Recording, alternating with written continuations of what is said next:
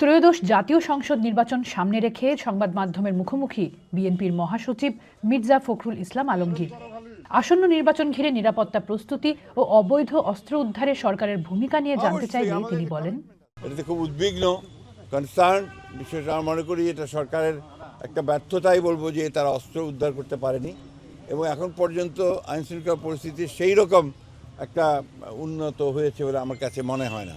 তবে আমি আশাবাদী, আমি মনে করি যে এই নির্বাচন চলাকালীন সবাই সেটা ইমপ্রুভ করবে আরও এবং একটা ভালো অবস্থায় আসবে। সম্প্রতি বাংলাদেশের ক্রিকেটার মুস্তাফিজুর রহমানকে আইপিএল থেকে বাদ দেওয়া এবং তারপর বাংলাদেশ ভারত সম্পর্কে তৈরি হওয়া জটিলতা নিয়েও মন্তব্য করেন তিনি।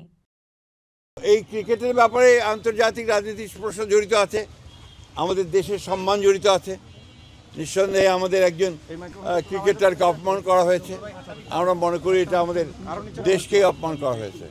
সেই ক্ষেত্রে আমি মনে করি ক্রিকেট কন্ট্রোল বোর্ডের যে সিদ্ধান্ত, সেই সিদ্ধান্তের সঙ্গে আমরা একমত, কিন্তু একই সঙ্গে আবার এটাও মনে করি যে ছোটোখাটো বিষয়গুলো নিয়ে আলোচনার মধ্যেই সমাধান করাই হচ্ছে বেটার।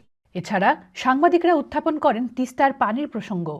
তিস্তা, পদ্মা এবং অভিন্ন নদী যতগুলো আছে সেগুলো সবগুলোর ব্যাপারেই আমরা ভারতের সঙ্গে আমরা এনগেজ করব এবং আমরা তাদের কাছ থেকে পানি হিস্সা আদায় করবো। এটা তো একটা দেশ একটা দেশের যে বলে মিউচুয়াল রেসপেক্ট, আপনার পারস্পরিক যে আপনার সম্মান, সেটা রেখে সব রকমের আমার দাবি আমি আদায় করার চেষ্টা করবো। আর আমরা যদি তাদের সঙ্গে ঠিক সঠিকভাবে ডিপ্লোম্যাটিক আচরণ করতে পারি, তাহলে তাদেরও বিরূপ আচরণ কমে যাবে। Thank you sir, thank you.